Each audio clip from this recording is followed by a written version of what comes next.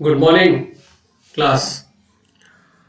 कल हम लोगों ने इंफॉर्मेशन आईसीटी की मीनिंग पढ़ी थी, जिसमें से फर्स्ट पॉइंट जो इंफॉर्मेशन और कम्युनिकेशन और टेक्नोलॉजी को हम लोग अलग अलग पढ़ने के लिए बोले थे। तो उसमें हम लोग फर्स्ट पॉइंट इंफॉर्मेशन के बारे में जानकारी ले रहे थे। ठीक है, तो जो हमारी इंफॉर्मेशन होती है, कैसे आती है, कहाँ से प्राप्त होती है, इसके बारे में कल हम लोगों ने चर्चा कर ली थी। जैसे इसमें भी ये 2-3 पॉइंट लिखे हुए हैं। रेडियो के माध्यम से हमको सूचनाएं मिलती हैं, दूरदर्शन के माध्यम से, दूरभाष, इंटरनेट।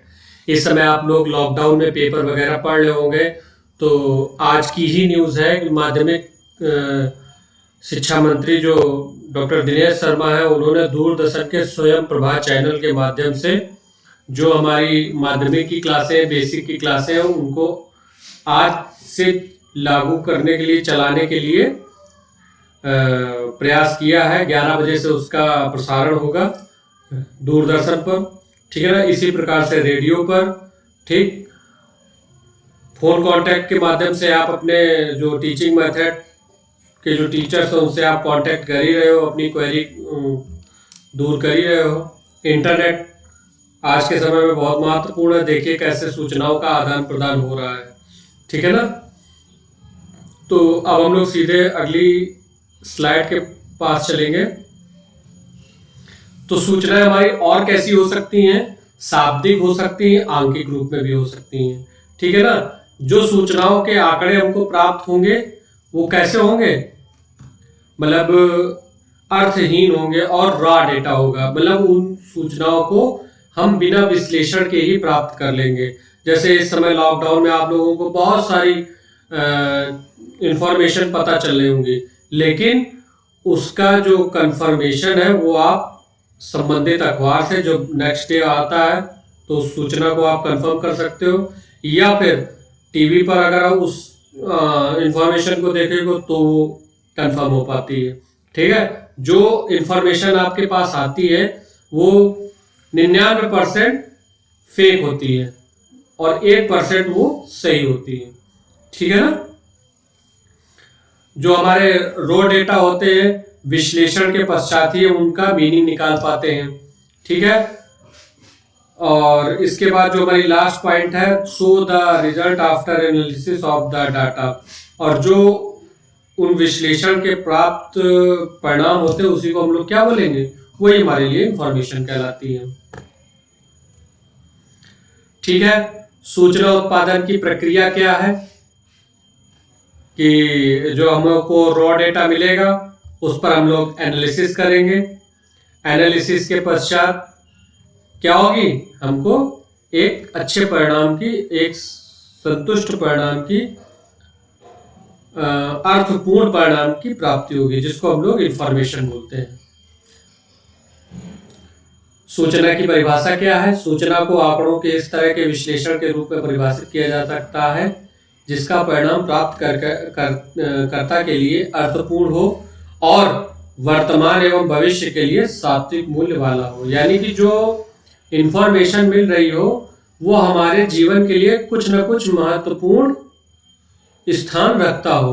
ठीक है ना। पता चला हम लोगों ने सूचनाएं तो बहुत ले ली है, लेकिन वो हमारे यूजफुल की ही नहीं है। ठीक है ना। तो ऐसी सूचनाओं को भी रखिए अपने दिमाग में, कभी ना कभी जरूरत पड़ती है, लेकिन उन सूचनाओं को ज़्यादा प्रेफर करिए जो आपके लिए या फिर आपके जीवन में महत्वपूर्ण हो।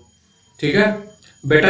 YouTube में मैं आपके लिए ही ये आईसीटी का रिवीजन करा रहा हूँ, और कल मैंने देखा कि कई लोगों ने इस YouTube के वीडियो को नहीं देखा। तो आप लोग प्लीज़ देखिए, लाइक करिए, शेयर करिए और सब्सक्राइब करिए।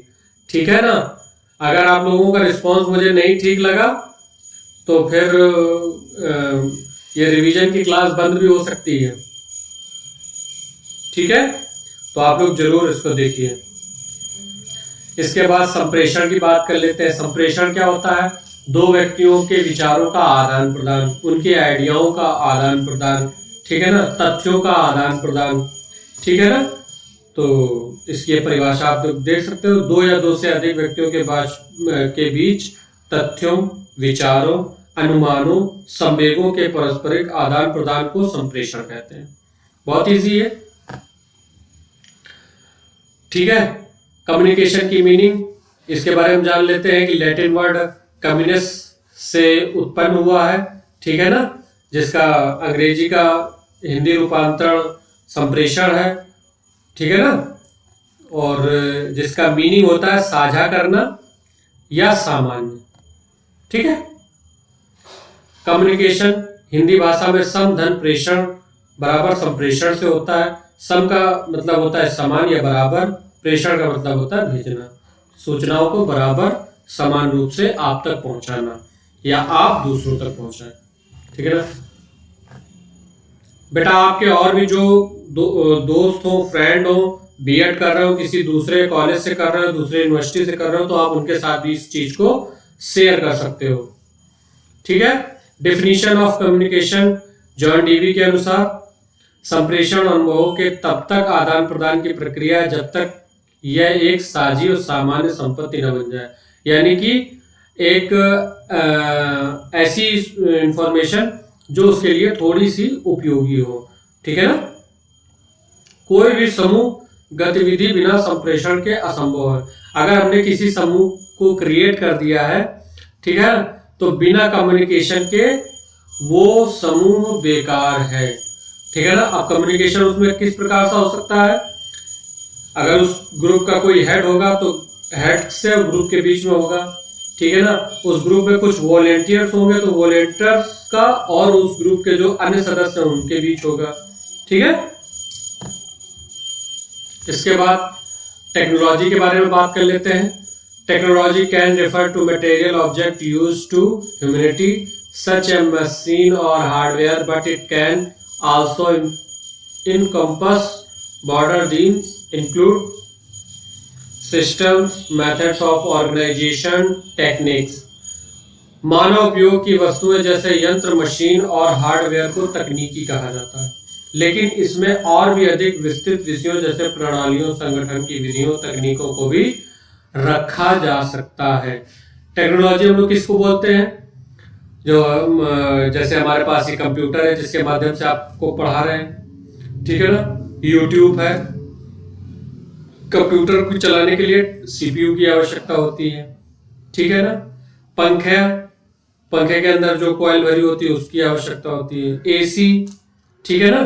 तो इनको हाउ टू यूज, ठीक है ना, how to technique to use, ठीक है ना, या फिर how to system to convey information, ठीक है ना। तो उसको हम लोग क्या बोलेंगे? तकनीकी बोलेंगे। तकनीकी का अर्थ है टेक्निकोस से ग्रीक वर्ड है उससे उत्पत्ति हुई है, ठीक है ना, जिसका शाब्दिक अर्थ है आर्ट एंड क्राफ्ट, यानी कि कला या फिर शिल्प, ठीक है ना। तो जो फिश महोदय थे, फिश के अनुसार विज्ञान, यह विज्ञान का कला में प्रयोग है, यानी कि जो हमारी विज्ञान शालाएं हैं, जो हमारी आसपास की विज्ञान है उसका कलात्मक रूप से प्रयोग किया गया, ठीक है ना। तो उसको हम लोग क्या बोलेंगे? टेक्निक बोलेंगे। इसके बाद डॉक्टर दास के अनुसार ये परिभाषा है, कुछ वांछित उद्देश्यों की प्राप्ति के लिए अवयवों से अंतर संबंधित कोई भी प्रणाली वैज्ञानिक रीति से सुव्यवस्थित किया गया हो उसे तकनीकी कहा जा सकता है। जो हम जिस प्रकार से हमारे उद्देश्य हैं उनको जो हमारे भौतिक एलिमेंट्स है उनसे जोड़कर और हम किसी ऐसी मतलब सिस्टम का आविष्कार कर दे जो हमारे लिए यूजफुल हो, तो वो हमारे लिए किसके अंतर्गत आ जाएगा? टेक्निक के अंतर्गत आ जाएगा। सूचना संप्रेषण तकनीकी की परिभाषा क्या है? वह तकनीकी जिसके द्वारा किसी सूचना को प्राप्तकर्ता तक उसी रूप में संचारित किया जा सके ताकि वांछित उद्देश्यों की पूर्ति हो सके, ठीक है। इसके बाद role of ICT in youth community development. अब जो हमारा समाज है, जो हमारा युवा है, ठीक है ना, युवा में रहने वाले व्यक्ति हैं, उनके विकास में आईसीटी अपनी कैसे अहम भूमिका निभाता है। तो सबसे पहला पॉइंट है एक्सेस, यानी आईसीटी हमको एक्सेस प्रदान करता है। किसके लिए? अपनी एजुकेशन के लिए। किसके लिए? अपने बिजनेस के लिए, अपने जीविकोपार्जन के लिए। ठीक है ना? ये प्राप्तकर्ता के रूप में होता है कि जाके हम अपनी उन चीजों को एक्सेस करते हैं और वो चीजें हमको धीरे धीरे धीरे धीरे प्राप्त होती हैं अपने विकास के लिए, अपने शारीरिक विकास के, मानसिक विकास के लिए। ठीक है? तो उसके लिए हम लोग आईसीटी का प्रयोग करते हैं। इफिशियंसी, इफिशियंसी का मतलब शुद्धता, परिणामों की जो शुद्धता है, ठीक है ना, उनको लाने के लिए, तीव्रता लाने के लिए, ठीक है ना, जल्दी जल्दी चीजों को सीखने के लिए। कम्युनिटी लिंकेज, और भी बहुत सारे जो हमारे कम्युनिटीज हैं उनसे लिंक करने के लिए। जैसे आज मैं अपने घर में बैठा हूं और मुझे एक ऐसी कम्युनिटी से बात करनी है जो हमारे कक्षा में रोज की 40 से 45 स्टूडेंट की होती थी। ठीक है ना? तो आईसीटी के माध्यम से, आज मैं आईसीटी के माध्यम से आप लोगों से कांटेक्ट कर रहा हूं। ठीक है? लर्निंग, आप लोग सीख ही रहे हो आईसीटी के माध्यम से, बताने की जरूरत है नहीं। टीचिंग, आप लोग देख ही रहे हो किस प्रकार से मैं टीच कर रहा हूं आपको। ठीक है ना? अभी तक तो मैं क्लास में आपको प्रोजेक्टर के माध्यम से बताता था, अब मैं घर बैठे आप लोगों को ये टीच भी कर रहा हूं। ठीक है? आपकी स्किल को फॉर्मेशन करना, यानी कि स्किल को क्या करना? बनाना। तो YouTube में हमारे बहुत सारे वीडियोस पड़े हुए हैं। ठीक है ना? इसमें आप लोग देख रहे हो, आप लोगों के आंधी तूफान में डिश घूम जाती होगी, डिश एंटीना जो होता होगा, तो आप लोग YouTube में देखते होगे कि उसको किस एंगल में सेट किया जाए ताकि हमारा जो चैनल्स है वो आने लगे। ठीक है ना? कुछ लोगों के हम कुछ मशीनें खराब हो गई तो खुद ही पेचकस लेके जुट गए होंगे, यूट्यूब से मदद ले रहे होंगे, नेट पर सर्च कर रहे होंगे। ठीक है? प्लानिंग एंड मैनेजमेंट, जो हमारे पूर्व निर्धारित उद्देश्य मतलब जो भविष्य के लक्ष्य होते हैं तो उनके लिए पूर्व निर्धारित लक्ष्यों का निर्माण करना पड़ता है। ठीक है ना? प्रबंध करना पड़ता है। तो इसमें भी हमारी आईसीटी बहुत अहम भूमिका निभाती है। उसके सारे तथ्यों के बारे में खोज करती है। हम लोग आईसीटी में सर्च कर सकते हैं कि इसका मतलब निगेटिव पॉइंट्स और क्या हो सकते हैं, पॉजिटिव पॉइंट्स और क्या हो सकते हैं। ठीक है? आपकी क्लासें देखिए आईसीटी के माध्यम से लग रही हैं, तो ये सब किस में आ जाएगा? Life long learning, next point जो है, तो यानी आजीवन सीखने की प्रक्रिया। ठीक है ना? तो शिक्षा तो होती है आजीवन चलने वाली प्रक्रिया, और शिक्षा में आईसीटी भी आजीवन सीखने की प्रक्रिया प्रदान करती रहती है। ऐसे लोग, जो लोग किसी कारणवश शिक्षा को बीच रास्ते में छोड़कर अपनी पारिवारिक जीविकोपार्जन के लिए कहीं दूसरी जगह चले जाते हैं, तो उनको भी अगर सीखना है और वो समय सीमा से ऊपर हो चुके हैं तो वो सीख सकते हैं। ठीक है? नीड ऑफ आईसीटी की क्यों आवश्यकता है? ठीक है ना? ICT can be use as a tool for motivating student to learn in a different way. ये एक ऐसा औजार है जो बच्चों को प्रोत्साहित करता है नए तरीकों से, विभिन्न तरीकों से सिखाने के लिए। ICT can be effective and efficient, प्रभावी और शुद्धता के साथ सिखाने की और पर्याप्त मात्रा में सिखाने की क्षमता रखता है। ठीक है ना? ICT gives learner immediate access to richer source material. ICT के माध्यम से जो सीखने वाला होता है वो तुरंत चीजों को क्या कर सकता है? एक्सेस करके, और उन बड़े बड़े जो धनी सोर्स हैं, ठीक है ना, शिक्षा की, उनसे अपनी क्या कर सकता है? सीख सकता है। It can be dynamic and interactive, ये बहुत ही प्रभावी, ठीक है, और गतिशील होता है, क्योंकि इसमें आपकी पढ़ाई रुकती नहीं है। ये चीज नहीं समझ में आ रही तो आप तुरंत उस चीज को सर्च करोगे, वो वर्ड नहीं समझ में आ रहा तो उससे और क्या मतलब हो सकता है। तो इन सारी चीजों को, इम्पोर्टेंस ऑफ आईसीटी, क्या क्या इम्पोर्टेंस है हमारे को करिकुलम अपडेट, यानी पाठ्यक्रम में जो भी नया निर्माण करना, उसके लिए आईसीटी महत्वपूर्ण है। ठीक है ना।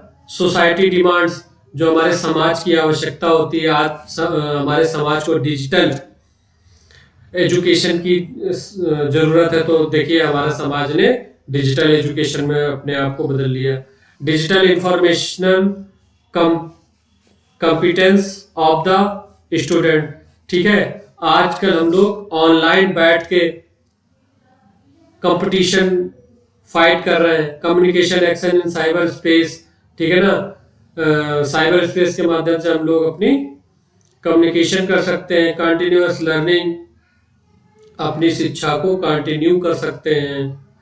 Product personal of the group में या अकेले अपनी जो प्रोडक्टिविटी है, अपनी क्षमता है, उसको क्या कर सकते हैं, बढ़ा सकते हैं। तो ये बहुत सारे उपाय हैं या इनके महत्व है, इनको आप लोग देख लीजिएगा। आई होप इतनी इजी इंग्लिश तो आप लोग पढ़ ही लोगे, ठीक है ना, उसकी मतलब भी समझ जाओगे।